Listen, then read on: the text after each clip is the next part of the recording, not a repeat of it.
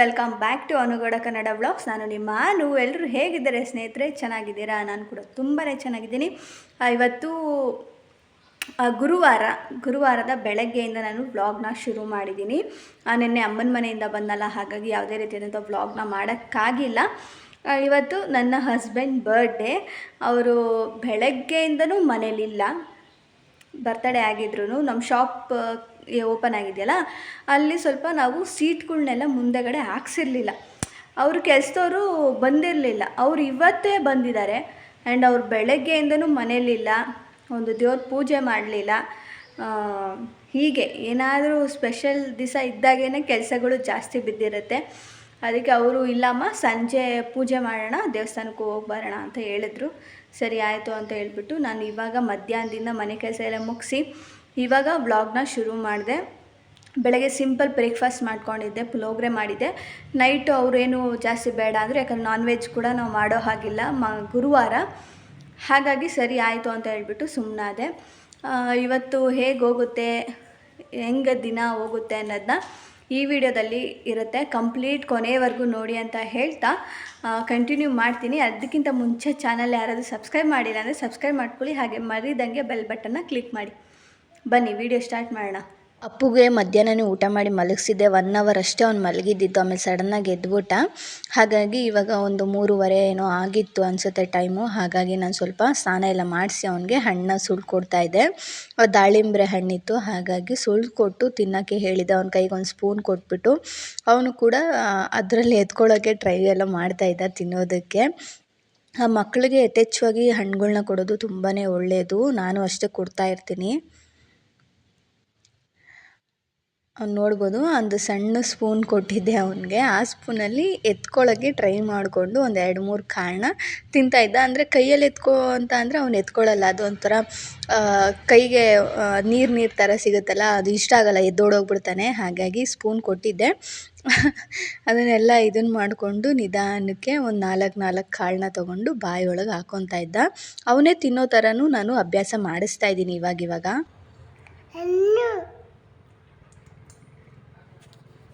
ಅವನು ಕೂಡ ಅದನ್ನು ನೋಡಿ ಹಣ್ಣು ಅಂತ ಎಲ್ಲ ಹೇಳ್ತಾ ಇದ್ದ. ಅಂದರೆ ಮಕ್ಕಳಿಗೆ ನಾವೇನಂದರೆ ಅವರೇ ತಿನ್ನೋ ಥರ ನಾವು ರೂಢಿ ಮಾಡಬೇಕು. ಇವಾಗ ನಾನು ಸರಿ ಈ ಥರದ್ದೇನೋ ಮಾಡಿದ್ರೆ ನಾನು ತಿನ್ನಿಸ್ತೀನಿ. ಈ ಥರದ್ದಾದರೆ ನಾನೇನೋ ಚಪಾತಿ ಈ ಥರದ್ದೆಲ್ಲ ಮಾಡಿದಾಗ ಅವ್ನ ಕೈಗೆ ಕೊಡ್ತೀನಿ, ಅವನೇ ತಿನ್ನೋ ಥರ ಅಭ್ಯಾಸ ಆಗಲಿ ಅಂತ.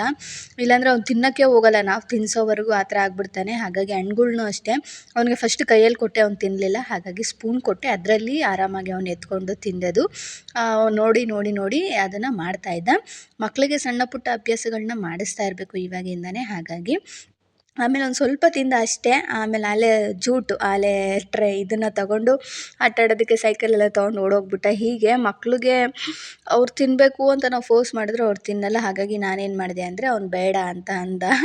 ಅದಕ್ಕೆ ಜ್ಯೂಸ್ ಮಾಡಿದ್ರೆ ಎಲ್ಲರಿಗೂ ಆಗುತ್ತೆ. ನನ್ನ ಹಸ್ಬೆಂಡ್ಗೂ ಕೂಡ, ಅವ್ರು ಈಚೆ ಕೆಲಸ ಮಾಡಿಸ್ತಾಯಿದ್ರಲ್ಲ ಅವ್ರಿಗೂ ಆಗುತ್ತೆ, ನಮಗೂ ಆಗುತ್ತೆ, ಹಾಗೆ ಪಾಪುಗೂ ಆಗುತ್ತೆ ಅಂತ ಹೇಳ್ಬಿಟ್ಟು ನಾನು ಒಟ್ಟಿಗೆ ದಾಳಿಂಬೆ ಹಣ್ಣಿನ ಜ್ಯೂಸ್ ಮಾಡಿದೆ. ಇದಕ್ಕೆ ನಾನು ಯಾವುದೇ ರೀತಿಯಾದಂಥ ಸಕ್ಕರೆ ಆಗಲಿ ಅಂದರೆ ಹಾಲಾಗಲಿ ಈ ಥರ ಏನಾಗಲ್ಲ, ಪ್ಲೇನ್ ಜ್ಯೂಸ್ ಮಾಡ್ತೀನಿ. ಅದು ತುಂಬಾ ಒಳ್ಳೆಯದು. ಈ ಥರ ನಾವು ಬೆಳಗ್ಗೆ ಹೊತ್ತು ಕೂಡ ತೊಗೊಳೋದ್ರಿಂದ, ನಾನು ಮಧ್ಯಾಹ್ನ ಮತ್ತು ಬೆಳಗ್ಗೆ 2 ಟೈಮೂ ಮಾಡ್ತೀನಿ. ಬೆಳಗ್ಗೆ ಹೊತ್ತು ತೊಗೊಳೋದ್ರಿಂದ ನಾವು ಜಾಸ್ತಿ ಕೆಲವು ಸತಿ ನೀರು ಕುಡಿಯೋದನ್ನ ಮರ್ತೋಗ್ತೀವಲ್ಲ, ಅದಕ್ಕೆ ಬ್ಯಾಲೆನ್ಸ್ ಆಗುತ್ತೆ ಹಣ್ಣುಗಳ ಜ್ಯೂಸ್ ಕುಡಿಯೋದ್ರಿಂದ. ನಾನು ಕೂಡ ಕುಡಿದು ಆಮೇಲೆ ಪ್ರವೀಣ್ ಅವ್ರಿಗೆ ತೊಗೊಂಡೋಗಿ ಕೊಟ್ಟು ಅಪ್ಪುಗೆ ಕೊಟ್ಟೆ ನಾನು. ಅವನು ಕೂರಿಸ್ಕೊಂಡು ಟ್ಯಾಕ್ಟ್ರ್ ಮೇಲೆ ಕೂರಿಸ್ಕೊಂಡು ಕುಡಿಸ್ತಾ ಇದ್ದೆ. ಅವನಿಗಂತೂ ತುಂಬ ಕ್ರೇಜ್ ಇದೆ ಗಾಡಿಗಳ ಮೇಲೆಲ್ಲ. ಸರಿ ಆಯಿತು, ಮಲಗಿ ಎದ್ದಿದ್ನಲ್ಲ, ದಿನ ಜ್ಯೂಸ್ ಕುಡಿಸ್ಬೇಕು ಅಂದರೆ ಏನಾದರೂ ಒಂದು ಅವನಿಗೆ ತೋರಿಸಿ ಇಲ್ಲ ಕೂರಿಸಿ ಮಾಡಿ ಕುಡಿಸ್ಬೇಕು. ಸರಿ ಆಯಿತು ಅಂತ ಹೇಳ್ಬಿಟ್ಟು ನಾನು ಟ್ರ್ಯಾಕ್ಟ್ರ್ ಮೇಲೆ ಕೂರಿಸಿ ಅವನಿಗೆ ಕುಡಿಸ್ತಾ ಇದ್ದೆ. ಯಾರ್ದಿದು ಗಾಡಿ ಅಂತ ನಾನು ಕೇಳಿದೆ ಅವನಿಗೆ. ತಾತ ಅಂತ ಇದ್ದ. ಎಲ್ಲಿದ್ದಾರೆ ಅಂದರೆ ಹಿಂದೆಗಡೆ ಅಲ್ಲಿ ತೋರಿಸ್ತಾ ಇದ್ದ. ಗೇಟ್ ಸ್ವಲ್ಪ ಏನೋ ಇದಾಗ್ಬಿಟ್ಟಿತ್ತು, ಅದಕ್ಕೋಸ್ಕರ ಅದನ್ನು ರೆಡಿ ಮಾಡಿಸ್ತಾಯಿದ್ರು. ಅದಕ್ಕೆ ಅಲ್ಲಿದ್ದಾರೆ ಅಂತ ತೋರಿಸ್ತಾ ಇದ್ದ. ಹಾಗೆ ಟ್ರ್ಯಾಕ್ಟರ್ ಮೇಲೇ ಕೂತ್ಕೊಂಡು ಆಟ ಆಡೋದು, ಅದ್ರ ಮೇಲೆ ಜಿಗಿಯೋದು, ಅದನ್ನು ಅಂದರೆ ಓಡಿಸೋದಕ್ಕೆ ಥರ ಟ್ರೈ ಮಾಡೋದು. ಅವನಿಗೆ ಅದು ಎಲ್ಲಿ ಬೀಗ ಹಾಕಬೇಕು ಅನ್ನೋದು ಗೊತ್ತು, ಅವನು ತೋರಿಸ್ತಾ ಇದ್ದ. ನಾನು ಎಲ್ಲಿ ಬೀಗ ಹಾಕೋದು ಹೇಳಪ್ಪು ಅಂತ ಅಂದರೆ ಅವನು ತೋರಿಸ್ತಾ ಇದ್ದಾನೆ. ಅಂದರೆ ಜ್ಯೂಸ್ ಕುಡಿಸ್ತಾ ಹಾಗೆ ಅವನ್ನ ಮಾತಾಡಿಸ್ಕೊಂಡು ಕುಡಿಸ್ಬೇಕು. ಇಲ್ಲಾಂದರೆ ಫೋನು, ಇಲ್ಲ ಪಾಪ ಕೊಡು ಈ ಥರದ್ದೆಲ್ಲ ಕೇಳ್ತಾನೆ. ನನಗೆ ಆ ಥರ ಫೋನ್ ಕೊಟ್ಟು ರೂಢಿ ಮಾಡೋದು ನಂಗೆ ಅಷ್ಟು ಇಷ್ಟ ಆಗ್ತಾಯಿಲ್ಲ. ಇವಾಗಂತೂ ಅವಾಗಂತೂ ಕೇಳ್ತಾ ಇರ್ತಾನೆ. ಒಂದು ಸತಿ ಯಾಕೆ ಕೊಟ್ಬಿಟ್ರೆ ಅದನ್ನೇ ಕೇಳ್ತಾ ಇರ್ತಾನೆ ಅಂತ ಅಂದ್ಬಿಟ್ಟು ಈಚೆಗಡೆನೇ ಕರ್ಕೊಂಡೋಗಿದ್ದೆ. ಬೀಗ ಎಲ್ಲ ಹಾಕೋದು ಅಂತ ಅಂದರೆ ಅಲ್ಲಿ ತೋರಿಸ್ತಾ ಆಮೇಲೆ ಅಬ್ಬಾ ಅಂತ ನನಗೇ ಹೇಳೋಕ್ಕೆ ಶುರು ಮಾಡ್ದೆ. ಸರಿ ಆಯಿತು ಅಂತ ಹೇಳಿ ಆಮೇಲೆ ಅವ್ರ ತಂದೆ ಹಸುಗಳಿಗೆಲ್ಲ ಮುಸ್ರೆ ಇಡ್ತಾಯಿದ್ರು. ಅದನ್ನು ನೋಡ್ಕೊಂಡು ಕೂತಿದ್ವಿ. ಅವ್ರಿಗೆ ಕೆಲಸನೇ ಬಿಡುವಿಲ್ಲ, ಬೆಳಗ್ಗೆಯಿಂದ ಮಧ್ಯಾಹ್ನ ಗಂಟನೂ ಕೆಲಸನೇ.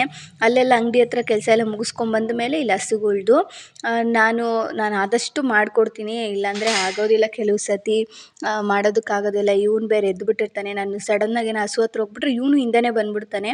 ಅದು ಒದೆಯೋ ಚಾನ್ಸಸ್ ಎಲ್ಲ ಇರುತ್ತಲ್ವ, ನಾಯಿ ಅನ್ಕೊಂಬಿಡುತ್ತೆ ಚಿಕ್ಕ ಮಗುನ.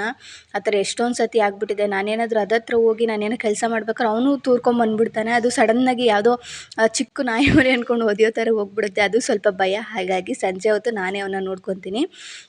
ಹಾಗೆ ಸಂಜೆ ಆಗ್ತಾ ಅವರ ತಂದೆ ಹತ್ರ ಹೋಗಿ ಅವನೇನು ಕೇಳ್ತಾ ಇದ್ದ, ಫೋನ್ ಕೇಳ್ತಾ ಇದ್ದಾನೆ. ಪಾಪ ಕೊಡು ಬಾ ಬಾ ಬಾ ಬಾ ಅಂತ.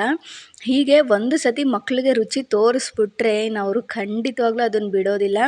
ನಾನು ಟಿ ವಿ ಈ ಥರದ್ದೆಲ್ಲ ಹಾಕ್ಕೊಡ್ಬಾರ್ದು ಅಂತ ಅಂದ್ಕೊತಾನೆ ಇರ್ತೀನಿ. ಆದರೂ ಅವ್ನಿಗೆಲ್ಲಾದರೂ ಒಂದು ಸತಿ ಏನಾದರೂ ನಾವು ಓಕೆ ಒಂದು 5 ನಿಮಿಷ ನೋಡಲಿ ಅಂತ ಫೋನ್ ಹಾಕ್ಕೊಟ್ರೆ ತಿರ್ಗಿ ಅದನ್ನೇ ಕೇಳ್ತಾನೆ. ನೋಡಿ, ಅವರು ಹುಲ್ಲನ್ನ ಹಸುಗೆ ಹಾಕೋಕ್ಕೆ ಅಂತೆಲ್ಲ ಇದನ್ನು ಮಾಡ್ತಾಯಿದ್ರೆ ಹೋಗಿ ಕೇಳ್ತಾ ಇದ್ದಾನೆ. ಅವ್ರ ತಂದೆ ಇಲ್ಲ ಹೋಗು ಅಂದರೂ ಅವ್ನು ಬಿಡ್ತಾಯಿಲ್ಲ, ಕೇಳ್ತಾನೆ ಇದ್ದಾನೆ. ಅದರಲ್ಲೂ ನನ್ನ ಹಸ್ಬೆಂಡ್ ಬರ್ಡೇ ಇವತ್ತು. ಅವರು ಅಂದರೆ ಹೇಳ್ತಾರಲ್ಲ, ಗಂಡು ಮಕ್ಳಿಗೆ ನಿಜವಾಗ್ಲೂ ಆಸಕ್ತಿ ಇರಲ್ಲ. ಎಷ್ಟು ಮೇಲೆ ಆಸಕ್ತಿ ಇರಲ್ಲ ಅಂದರೆ ಅದ್ರ ಮೇಲೆ ಅವ್ರು ಏನೋ ಮಾಮೂಲಿ ದಿವಸದ ಥರನೇ ಈ ಒಂದು ದಿವಸನೂ ಅಂತ ಅಂದ್ಕೊಂಬಿಡ್ತಾರೆ.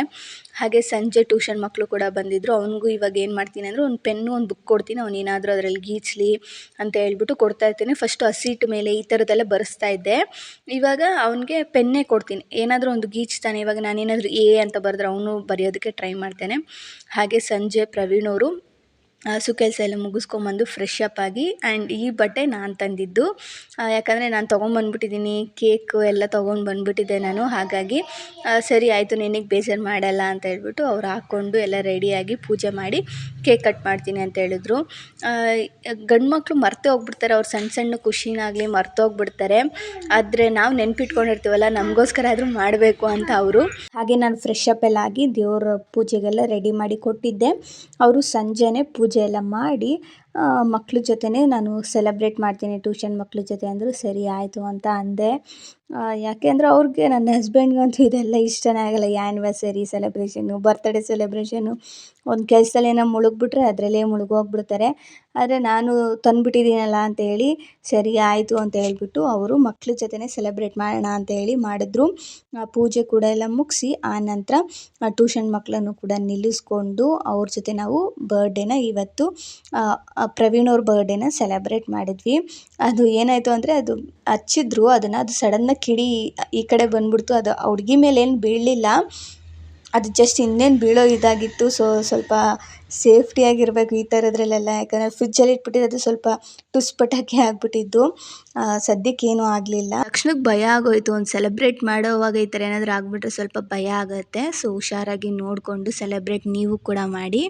ಹಾಗೆ ಕೇಕೆಲ್ಲ ಕಟ್ ಮಾಡಿದ್ಮೇಲೆ ಅವರು ಮಕ್ಕಳಿಗೆಲ್ಲ ತಿನ್ನಿಸಿ, ಮಕ್ಕಳಿಗೆಲ್ಲ ಕೊಟ್ಟು ಆನಂತರ ಅವರು ಹೊರಗಡೆ ಅವ್ರ ಫ್ರೆಂಡ್ಸ್ ಜೊತೆ ಅವರು ಕೂಡ ಸೆಲೆಬ್ರೇಟ್ ಮಾಡ್ತಾರೆ ಅಂತ ಹೇಳಿದ್ರು. ಸರಿ ಆಯಿತು ಅಂತ ಹೋದರು.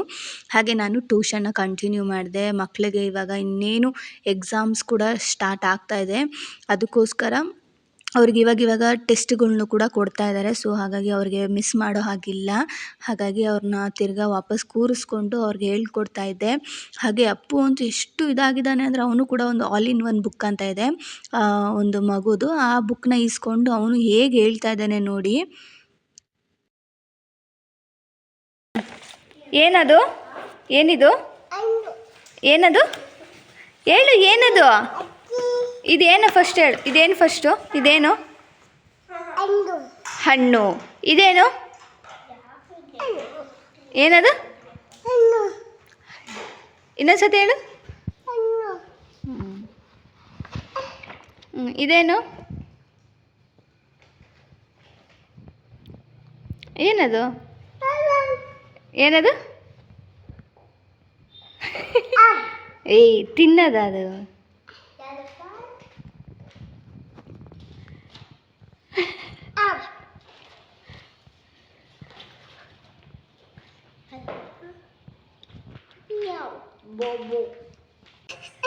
ಇದೇನು ಹೇಳಿದ್ದು? ಇದೆಲ್ಲ ಏನು? ಹಾಂ, ಇನ್ನೊಂದು ಸತಿ ಹೇಳು. ಇದು ಇದು ಇದು ಹಾಗೆ ಮಕ್ಕಳು ಈ ಥರ ಮುದ್ದಾಗಿ ಹೊಸ್ದಾಗಿ ಮಾತಾಡೋದನ್ನ ನೋಡಿದ್ರೆ ತುಂಬಾ ಖುಷಿ ಆಗುತ್ತೆ. ಅಪ್ಪುಗೆ ಹಬ್ಬಕ್ಕೆ ತುಂಬಾ ಇಷ್ಟ. ಹಾಗೆ ನೈಟ್ ಅಡುಗೆಗೆ ರಸಮ್ಮು ಮತ್ತು ರೈಸ್ ಮಾಡಿಬಿಡು ಅಂತ ಹೇಳಿದ್ರು ಹಸ್ಬೆಂಡ್. ಹಾಗಾಗಿ ನಾನು ಅದನ್ನೇ ಮಾಡಿದೆ. ಹಾಗೆ ಜೊತೆಗೆ ನೆಂಚ್ಕೊಳ್ಳೋಕ್ಕೆ ಅಂತ ಹೇಳ್ಬಿಟ್ಟು ಬಜ್ಜಿ ಮಾಡಿದ್ದೆ.